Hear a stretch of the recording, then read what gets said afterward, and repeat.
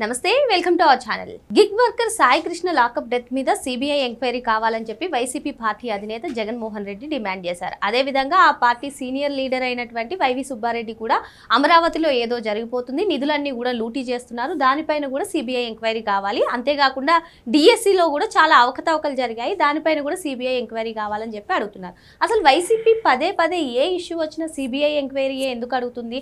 సిబిఐకి వైసీపీకి ఏదైనా సంబంధం ఉందా? తెలుసుకునే ప్రయత్నం చేద్దాం. దీనిపై చర్చించడానికి మనతో పాటుగా ఉన్నారు ప్రముఖ రాజకీయ సామాజిక విశ్లేషకులు అంకమరావు గారు. నమస్తే సార్. నమస్తే.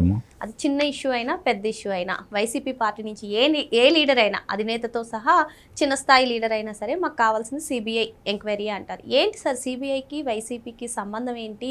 మరి ఒక దర్యాప్తు సంస్థను ఇలా అనొచ్చో లేదో కూడా తెలియదు, కానీ వాళ్ళు మాత్రం ఎందుకు పదే పదే సిబిఐ ఎంక్వైరీయే కోరుతారు? ఆంధ్ర రాష్ట్ర ప్రజలు పార్టీలతో సంబంధం లేకుండా సిబిఐ అంటే జేబీఐ అనుకుంటున్నారు. ఎందుకంటే వాళ్ళ బాబాయ్ గారి హత్యకు సంబంధించి సిబిఐ ఎంక్వైరీ కావాలని కోరాడు. అధికారంలోకి వచ్చిన తర్వాత అవసరం లేదని చెప్పని మానేశాడు. డాక్టర్ సుధాకర్ గారు చనిపోయిన దాని మీద సిబిఐ అడగల, కనీసం ఆయన ఇంటికి వెళ్ళి పరామర్శించాల. అలాగే విధి సుబ్రహ్మణ్యానికి చంపి ఇంటి ముందు తీసుకొని వెళ్ళి డోర్ డెలివరీ చేస్తే అనంతబాబు అతని ఎమ్మెల్సీ, దాని మీద సిబిఐ గురించి అడగలేదు, కనీసం అతని ఇంటికి వెళ్ళి కూడా పరామర్శించలేదు. తోట చంద్రయ్యని నడిబజారులో పేక్ కోసి చంపితే దానికి సిబిఐ లేదు. అబ్దుల్ సలాం ఆ రోజు అతను వేధింపులు, అక్కడ ఉన్నటువంటి నాయకుల వేధింపులు తట్టుకోలేక కుటుంబం మొత్తం ప్రైవేట్ ర్యాక్ మీద ఆత్మహత్య చేసుకుంటే దాని మీద సిబిఐ ఎంక్వైరీ లేదు. అలాగే అమర్నాథ్ గౌడ్ మనం చూస్తాం, చిన్నపిల్లవాడు, అతను నిర్దాక్షిణ్యంగా చంపి నా అక్కయ్యని ఎందుకు వేధిస్తున్నారన్న ఒకే ఒక్క మాటకి అతన్ని చంపి ఏ విధంగా నోట్లో గుడ్డలు గుక్కి పెట్రోల్ పోసి తగలేశారు. దాని మీద సిబిఐ గురించి కోరలేదు. కనీసం వాళ్ళ కుటుంబాలు, నేను చెప్పిన వాళ్ళ ఎవరి కుటుంబాల దగ్గరికి వెళ్ళి ముఖ్యమంత్రి హోదాలో ఉండి కనీసం పరామర్శించడం కాకుండా పొరపాటు జరిగింది వాళ్ళకి అండగా ఉంటానని చెప్పని ఎక్కడా కూడా ఆయన ఒక్క మాట కూడా మాట్లాడాలి. ఈ రోజు ప్రతిదీ మీరన్నట్టు సిబిఐ కావాలి, ఈ కుర్రవాడి దాంట్లో సిబిఐ కావాలి అన్నారు. వెంటనే ఆ తల్లి ఇచ్చిన రిపోర్ట్ని ఆధారంగా చేసుకొని సిఐ మీద హత్యాయత్నం కేసు పెట్టారు. ఈ రోజు అతను సస్పెండ్ చేశారు, పక్కన కూర్చోబెట్టారు, విచారణ జరుగుతుంది. పోలీసులు వాళ్ళ ఇంటికి వెళ్ళి మాట్లాడుతూ ఉన్నారు, సహకరిస్తామని చెప్పారు. వాళ్ళు తల్లిదండ్రులు బయటకు వచ్చి చంద్రబాబు నాయుడు గారు, పవన్ కళ్యాణ్ గారు, ప్రభుత్వం మాకు సహకరిస్తుంది, మాకు నమ్మకం ఉందని చెప్పి వాళ్ళు చెప్పారు. ఇప్పుడు ముఖ్యమంత్రి గారి దగ్గర కూడా వెళ్ళబోతున్నారు వాళ్ళు. మరి దీనికి సిబిఐకి సంబంధం ఏంటంటే ఇందాక నేను చెప్పినట్టు జేబీఐ అని చెప్పి నమ్ముతున్నారు వాళ్ళు.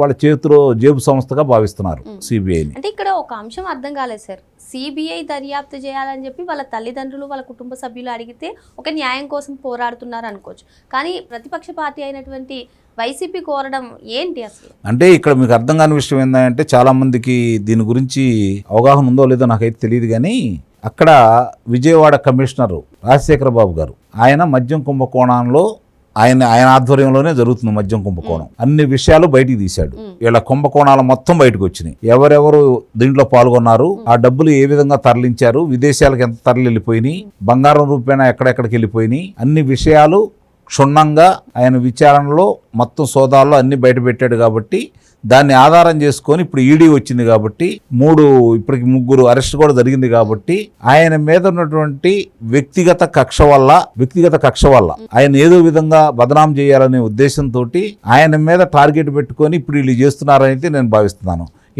చిన్నారి 2 సంవత్సరాల పాప ఈరోజు ఆమె కనపడకుండా పోయి 10 రోజులు అవుతుంది. ఆ ఇంటికి వెళ్ళవా నువ్వు? ఆయన ఇంటికి వెళ్ళవా? అంటే నీ ద్వంద్వ నీతి ఏందో ఇక్కడ అర్థమైపోతా ఉంది కదా. అంటే రాజశేఖర బాబు గారిని దృష్టిలో పెట్టుకొని ఆయన ఏదో విధంగా ఆయన్ని ఇబ్బంది పెట్టాలనే ఉద్దేశంతో వేగవంతంగా ఇప్పుడు అది ఈడీకి వెళ్ళిపోయింది. నువ్వేం చేయలేవు, ఇంకా ఈడీకి వెళ్ళిపోయింది, వరుసనే జరుగుతూ ఉన్నాయి అరెస్టులు, త్వరలో నీ దగ్గరకు వస్తుంది. అంటే ఇప్పుడు రాజశేఖర్ గారి పైన ఉన్నటువంటి కక్ష తీర్చుకోవడం కోసమే ఇటువంటి అన్ని కూడా, అంటే అది జరిగినది దురదృష్టకరమైనటువంటి సంఘటన, దాన్ని ఈయన మీద నెట్టాలని చెప్పి ప్రయత్నం చేస్తున్నారు, బాధ్యులు ఈయన చేయాలని. ఇప్పుడు రాజశేఖర బాబు గారి గురించి నువ్వు మాట్లాడావు, బాగానే ఉంది. మద్యం కుంభకోణం ఇవన్నీ జరిగినాయి, గతంలో జరిగినాయి కదా. అప్పుడెవరు నువ్వే కదా ముఖ్యమంత్రి.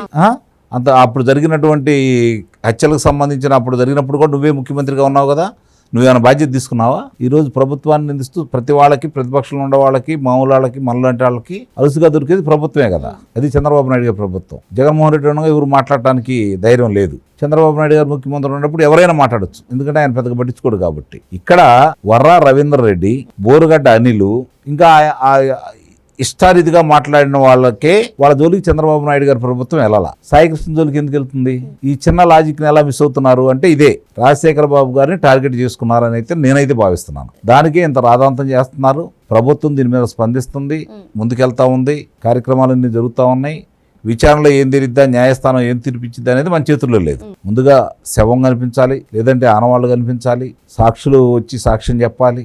అప్పుడు బాధ్యులైన వాళ్ళ మీద శిక్షలు పడతాయి. ఆ శిక్షలు కూడా ఎలా ఉండాలంటే నా వరకు నేను కోరుకునేది ఏంటంటే మదురైలో ఏ విధమైనటువంటి తీర్పు వచ్చిందో నిజంగా ఇలా జరిగితే నా ఉద్దేశం ప్రకారం అలాంటి తీర్పే రావాలని నేను కోరుకుంటున్నాను.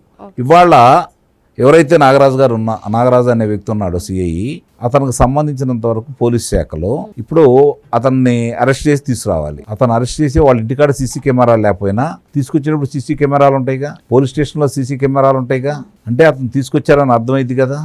ఆ తర్వాత అతను చనిపోయిన తర్వాత దహనం చేయడానికి బయటికి తీసుకెళ్లేటప్పుడు పోలీస్ స్టేషన్లో సీసీ కెమెరాలు ఆపేసినా ప్రశ్నిస్తారుగా, ఎందుకు ఆ సమయంలో ఆపేశారని. లేదు బయటికి వెళ్ళారనుకో, బయటికి వెళ్తే రోడ్డు మీద ఉంటాయిగా, విజయవాడలో టౌన్లో సీసీ కెమెరాలు లేకుండా ఉంటాయా? ఇవన్నీ తెలియకుండానే చేస్తారా వాళ్ళు? నిజంగా చేసి ఉంటే పోలీసులు ఇవన్నీ తెలియకుండా అమాయకంగా వెళ్ళి ఇరుక్కుంటారా? చాలా సందేహాలు ఉన్నాయి దీంట్లో. అవన్నీ మరి చూడాలి, ఏం జరుగుతుంది ఏంటనేది చూడాలి. సరే, అయితే మరి ఇటు అమరావతిలో కూడా నిధుల్లో చాలా లూటీ చేసేసారని వైవి సుబ్బారెడ్డి, అటు అమరావతి పైన డిఎస్సి పైన కూడా సిబిఐ కావాలంటున్నారు కదా. మరి డిఎస్సి పైన ఆల్రెడీ క్లారిటీ ఇచ్చినా కూడా ఇంకా డిఎస్సిని దానిపైన సిబిఐ కోరడాన్ని ఎలా చూడాలి? దాన్ని మీ అధినేతకి కోతవేటు దూరంలో ఉండి లోకేష్ గారు చాలా స్పష్టంగా నీ ఇంటి పక్కనే ఉన్నాను, మనం చర్చిద్దాం రా, సమయం నువ్వు చెప్పినా సరే నేను చెప్పినా సరే, స్థలం నువ్వు చెప్పినా సరే నేను చెప్పినా సరే, నువ్వు నా దగ్గరకు వచ్చినా పర్లేదు, నేను నీ దగ్గర రమ్మన్నా వస్తాను, నేను సవాలు విసురుతున్నాను, స్వీకరించు అని చెప్పి ధైర్యంగా మాట్లాడాడు. ఏమైపోయి మీ అధినాయకుడు ఆయనకు ధైర్యం అయిపోయి మీ అందరూ ధైర్యం నూరు పోసి పంపించచ్చు కదా. అంతగా వివరాలు మీలో ఉంటే, ఆ వివరాలన్నీ మీ దగ్గర ఉంటే, స్పష్టంగా ఆ వివరాలు మీ దగ్గర ఉన్నప్పుడు న్యాయస్థానానికి మీరు ఎందుకు అప్రోచ్ కావట్లేదు? ఆ వివరాలు బయట ఎందుకు పెట్టలేదు? ఎవరు మిమ్మల్ని అడ్డుపడుతున్నారు? మీకు వచ్చే నష్టం ఏంటి? ప్రతిదీ సిబిఐ కావాలి అంటే అదే నేను చెప్పాను కదా, జేబీఐ సిబిఐ రెండు ఒకటే కాబట్టి ఆ విధంగా కోరుకుంటున్నారని చెప్పి ఆంధ్ర రాష్ట్ర ప్రజలు కూడా అనుకుంటా ఉన్నారు. దీన్ని నివృత్తి చేసుకోవాల్సిన బాధ్యత అయితే సిబిఐ మీద ఉంది. అతని మీద ఉన్న కేసులకు సంబంధించి వేగవంతం చేసేసి న్యాయం చేస్తే అప్పుడు సిబిఐ మీద ఆంధ్ర రాష్ట్రంలో నమ్మకం ఏర్పడుతుందని అయితే నేనైతే భావిస్తున్నాను. ఓకే సార్, మరో అంశంతో మళ్ళీ కలుద్దాం. Thank you sir. Thank you.